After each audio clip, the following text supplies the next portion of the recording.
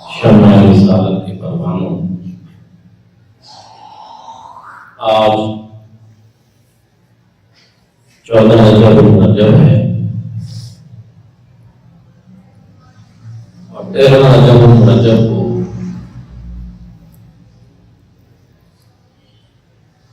امام المشارق والمغارب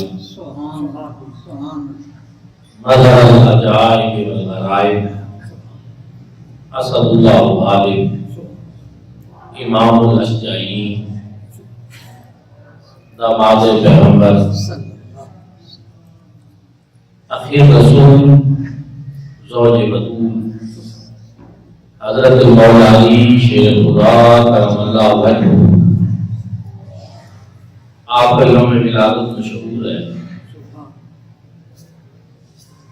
اور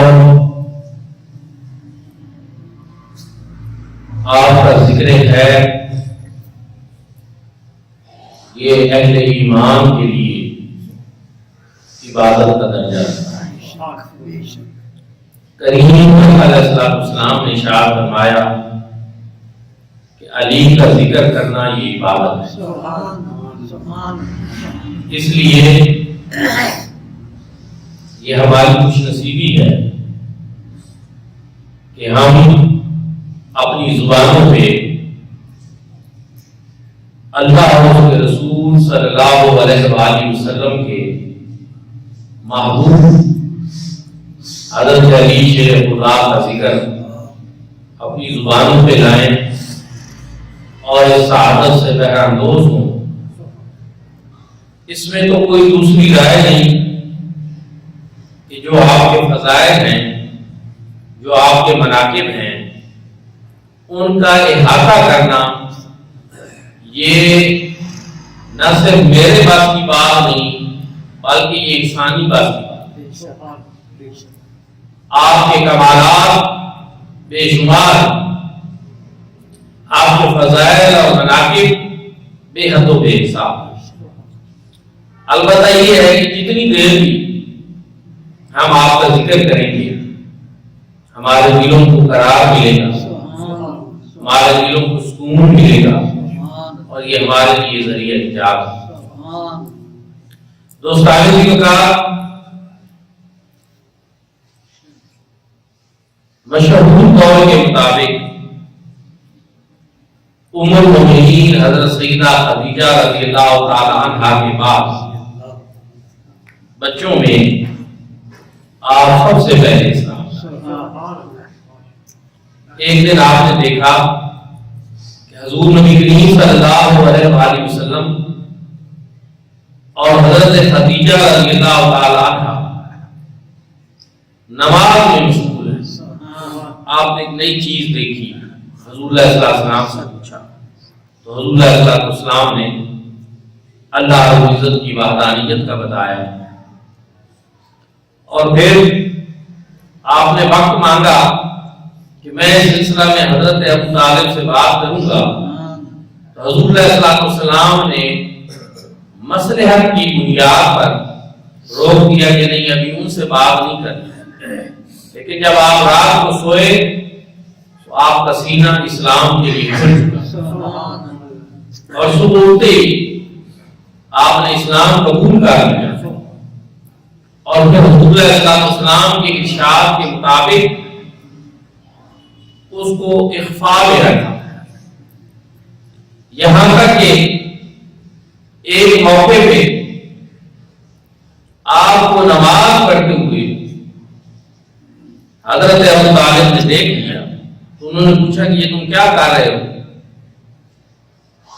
تو حضرت مولا علی شیر خدا نے جواب دیا کہ میں حضور نبی کریم صلی اللہ علیہ وآلہ وسلم پہ ایمان لا چکا ہوں اور ان کے ارشاد کے مطابق، ان کی تعلیم کے مطابق میں ایسا کر رہا ہوں۔ حضرت ابو طالب نے فرمایا ٹھیک ہے، وہ تمہیں کوئی غلط بات نہیں کہنا ہے، جیسا انہوں نے کہا ہے آپ اس کے مطابق کریں۔ آپ کے اسلام لانے کی عمر جو ہے 9 سال 10 سال یا 11 سال بیان کی گئی۔ اس عمر میں آپ نے قبول اسلام کیا اور جو آپ کے گھر کا ماحول تھا وہ پہلے شرک سے پاک ماحول، کیونکہ شروع سے آپ کی تربیت، آپ کی پرورش اور آپ کی کفالت کا ذمہ حضور نبی کریم صلی اللہ علیہ وسلم نے دیا۔ بس ظاہری حالت اس طرح بنی کہ قریش کے حالات مالی کچھ اچھے نہ رہے، تو حضور صلی اللہ علیہ وسلم نے حضرت چچا عباس سے بات کی جو ان دلوں خوشحالی میں تھی کہ ہمارے چچا حضرت ابو طالب کثیر العیال ہیں، تو کیوں نہ ہم ان کے پاس جائیں اور ان کے صاحبزادگان میں سے ایک ایک صاحبزادہ جو ہے وہ ہم اپنی کفالت میں دیں۔ اس سلسلہ میں حضرت ابو طالب کے پاس حضرت حضور نبی کریم صلی اللہ علیہ وسلم اور حضرت عباس جو حضور کے چچا ہیں وہ گئے، تو حضرت ابو طالب نے جواباً کہا کہ یہ جو عقیل ہیں، حضرت عقیل بن ابی طالب جو حضرت المولا علی کرم اللہ وجہ کے بھائی، ان کو میرے پاس رہنے دو، باقی مجھے کوئی اعتراض نہیں، اپنی کفالت میں آپ لے لیں۔ تو حضور علیہ السلام نے فرمایا کہ حضرت علی کو میں اپنی کفالت میں، اور حضرت عباس نے حضرت جعفر طیار رضی اللہ تعالیٰ کو اپنی کفالت میں۔ اس طرح بچپن سے آپ کی پرورش، آپ کی تربیت حضور نبی کریم صلی اللہ علیہ وآلہ وسلم کے مبارک ہاتھوں،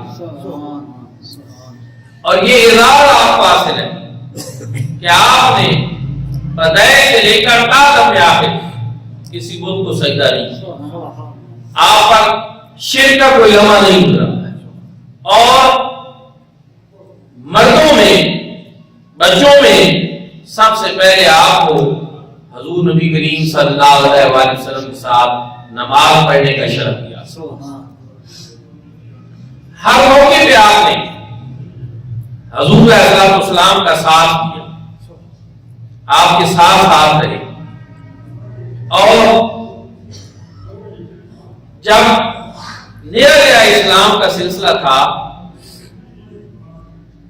تو اس وقت کھلے عام تبلیغ نہیں ہو سکتی تھی۔ جو مکہ کے وہ حالات ہیں وہ آپ سب لوگوں کو معلوم ہے کہ مکی دور میں ابتدائی ایام میں یہ معاملہ پوشیدہ ہوتا تھا، لیکن حضور علیہ السلام کی بارگاہ میں باہر سے مکہ سے ارد گرد جو گھاٹیاں اور وادیاں تھیں قبائل کے، ان سے لوگ بھی جب وہ سنتے تھے تو پھر وہ آتے تھے اور وہ پہنچنا چاہتے تھے حضور علیہ السلام تک کہ ہم بھی آپ کی مبارک تعلیمات کو سنیں۔ تو اس سلسلہ میں پھر حضرت مولا علی شیر خدا کرم اللہ وجہ ان لوگوں کو سہولت فراہم کیا گیا۔ آپ اس تلاش میں رہتے تھے کہ کوئی ایسا اگر بندہ آیا ہوا ہے تو اس کو حضور علیہ السلام تک پہنچائے۔ اسی سلسلہ میں حضرت ابو ذر رضی اللہ تعالیٰ عنہ جو ہیں وہ اسلام قبول کرنا چاہتے تھے، تو انہوں نے اپنے بھائی کو بھیجا پہلے کہ جاؤ وہاں سے معلومات لے کر آؤ۔ تو وہ گئے ان کے بھائی، انہوں نے جو معلومات ان کو مل سکتی تھی وہ لی، واپس آئے۔ حضرت ابو ذر نے ان کو کہا کہ جو بات میں چاہتا تھا وہ آپ پتہ کر کے نہیں آئے، اس لیے آپ میں خود جاتا ہوں۔ انہوں نے پانی کا ایک مشکیزہ لیا ساتھ اور چل پڑے، حرم شریف میں رہے۔ پھر وہاں جو مہمان ہوتے تھے ان کو بنی ہاشم جو ہیں وہ اپنے گھر لے جاتے تھے، ان کی مہمان نوازی کرتے تھے۔ اس لحاظ سے کیونکہ حضرت مولا علی کرم اللہ وجہ اور حضور علیہ السلام کا خاندان ایک ہی ہے، ایک ہی خاندان کے چشم و چراغ ہیں، اور خاندان بنی ہاشم جو ہے یہ شروع سے بڑا ہی مہمان نواز تھا۔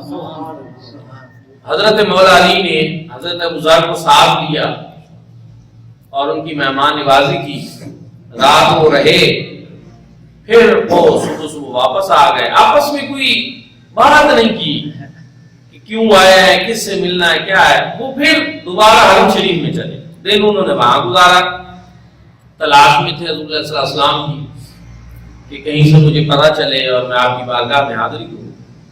2 دن گزرے، 3 دن اسی طرح حضرت علی ان کو رات 7 بجے جا کے صبح چھوڑ دیتے، وہ حرم شریف میں ٹھہرے رہتے۔ تو تیسرے دن پھر جو ہے نا حضرت مولا علی نے ان سے پوچھا کہ آپ کو کیا کام ہے، کس سے ملنا ہے، مسئلہ کیا ہے۔ انہوں نے پھر وعدہ لیا کہ جو بات میں کرنا چاہتا ہوں کسی اور کو نہیں بتائیں گے اور یہ راز کی بات ہے۔ تو پھر انہوں نے کہا ٹھیک ہے، تو پھر انہوں نے بتایا کہ میں حضور نبی کریم صلی اللہ علیہ وسلم سے ملنا چاہتا ہوں۔ حضرت مولا علی کرم اللہ وجہہ نے ارشاد فرمایا کہ ٹھیک ہے، پھر صبح آپ نے میرے ساتھ چلنا ہے اور تھوڑے سے فاصلے پہ رہنا ہے۔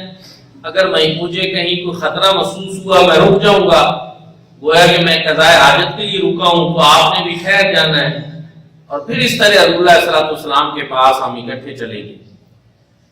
حضور علیہ السلام کی بارگاہ میں حاضری ہوئی۔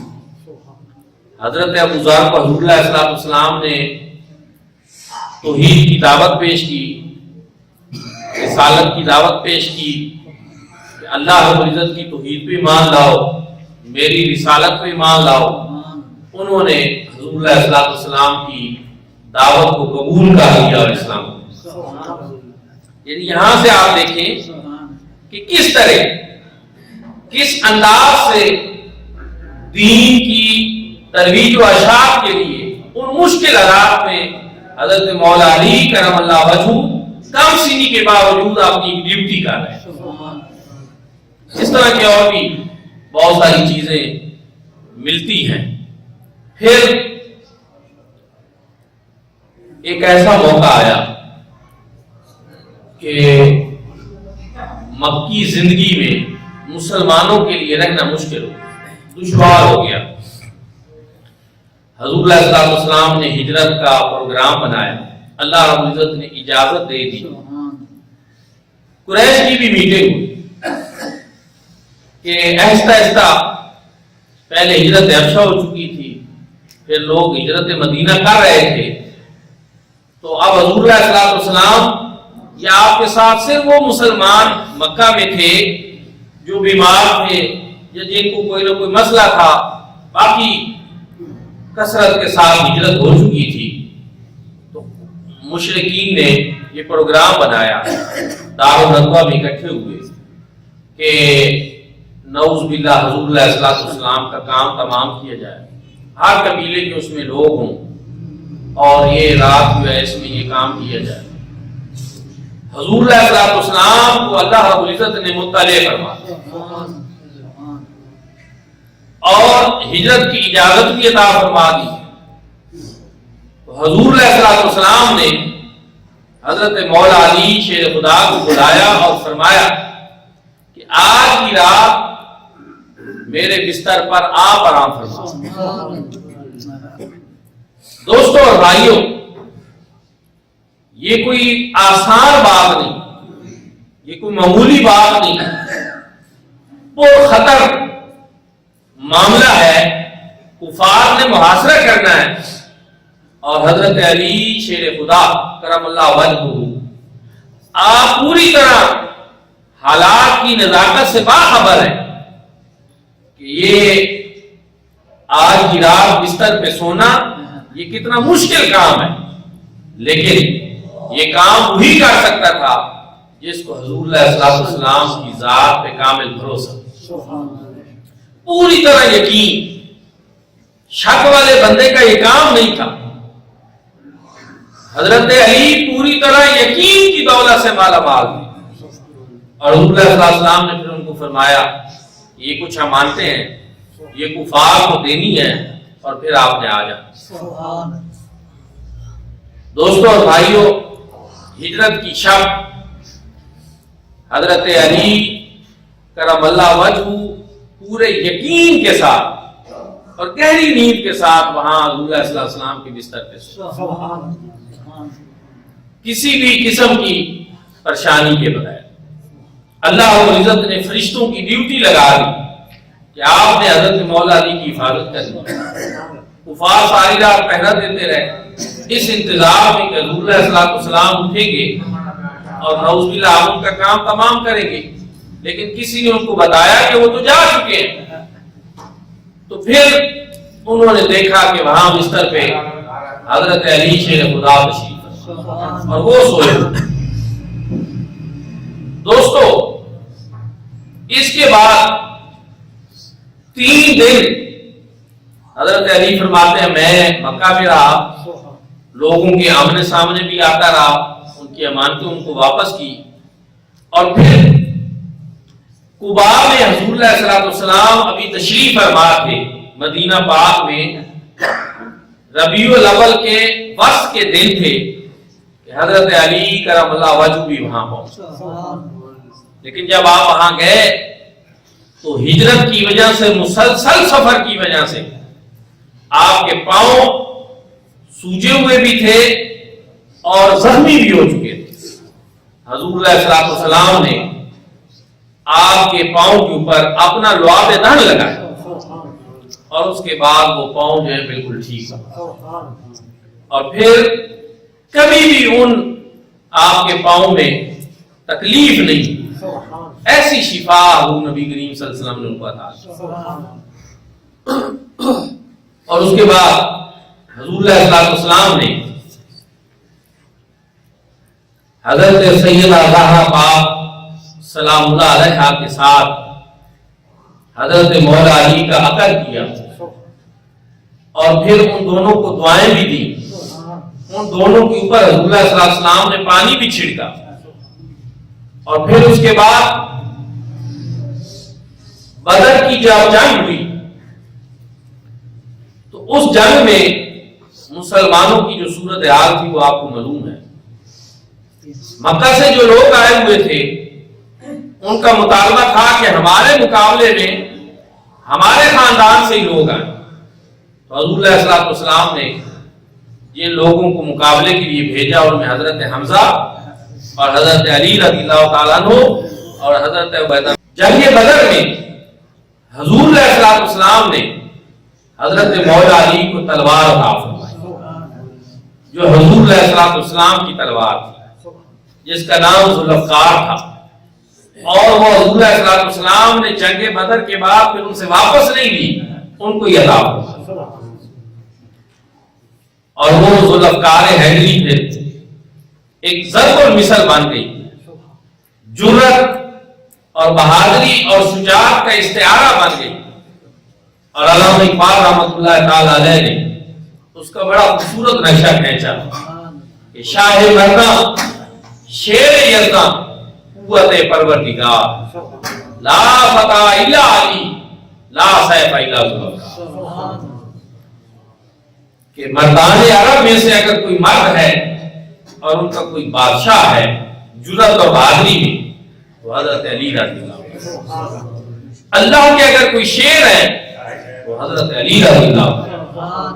اور اللہ رب العزت کی جو قوت ہے، جو طاقت ہے، اس کا کوئی مظہر ہے تو حضرت مولا علی کرم اللہ. اور کوئی جوان نہیں سوائے علی کے، اور کوئی تلوار نہیں سوائے ذوالفقار.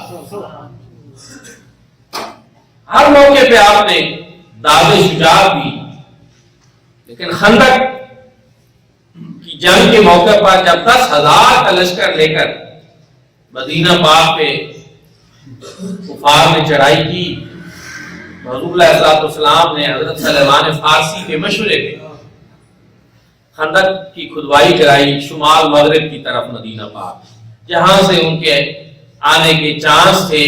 باقی کا جو ارد گرد کا سلسلہ تھا وہ ذرا محفوظ تھا. تو کفار آئے تو وہ دیکھ کر ہکا پکا رہ گئے کہ یہ ایسی جنگی چال جو اس سے پہلے عرب میں نہیں دیکھی گئی. ان کے لیے بڑی عجیب بات تھی.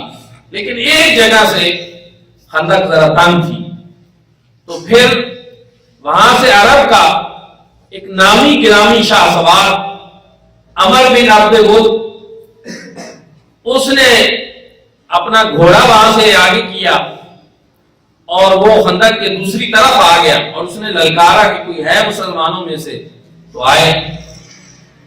حضور نبی کریم صلی اللہ علیہ وآلہ وسلم سے حضرت مولا علی نے اجازت طلب کی. آپ نے فرمایا نہیں بیٹھو. دوسری مرتبہ بھی اس نے للکارا, آپ نے اجازت طلب کی. تیسری مرتبہ بھی اس نے للکارا تو حضور صلی اللہ علیہ وسلم نے فرمایا علی تجھے پتا ہے کہ وہ سامنے کون ہے؟ وہ عمر بن عبد ود ہے, عمر بن عبد ود ہے. تو آپ نے جواب دیا یا رسول اللہ اگر وہ ہے تو پھر کیا مسئلہ ہے, آپ مجھے اجازت دیں.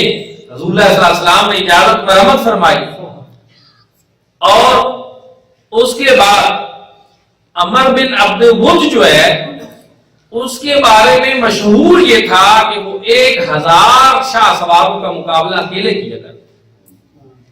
اتنا بڑا وہ نامی گرامی پہلوان تھا. حضرت مولا علی شیر خدا جب اس کے سامنے گئے تو اس نے آگے سے کہا کہ آپ میرے چچا کے بیٹے ہیں تو اس لیے میں نہیں چاہتا کہ میں آپ کے ساتھ کچھ ایسا کروں.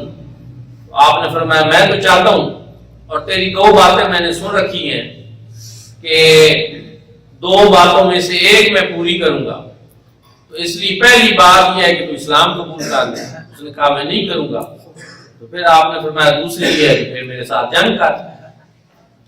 پھر اس نے 1-2 بار کیے لیکن پھر ضرب حیدری اس طرح اس کے اوپر لگی وہ وہاں پہ ڈھیر ہو. حضور نبی کریم صلی اللہ علیہ وآلہ وسلم کو جب پتہ چلا تو صحابہ کرام نے نعرہ تکبیر بلند کیا. حضور علیہ السلام نے اظہار مسرت فرمایا اور حضور علیہ السلام نے ارشاد فرمایا کہ یہ علی کی ایک ضرب جو ہے یہ ثقلین کی عبادت سے لے کر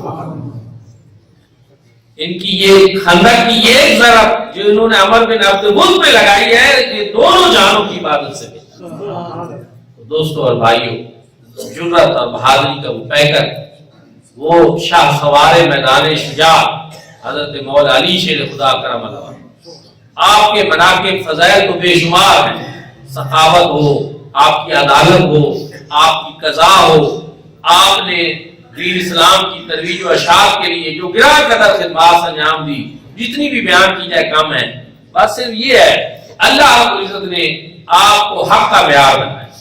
حضور نبی کریم صلی اللہ علیہ وسلم نے ارشاد فرمایا الحق مع علی علی مع الحق, کہ ہمیشہ حق علی کے ساتھ رہے گا, علی حق کے ساتھ. اور فرمایا قرآن مع علی علی مع القرآن لن یفترقا حتی یرد علی الحوض, کہ قرآن علی کے ساتھ رہے گا, علی قرآن کے ساتھ.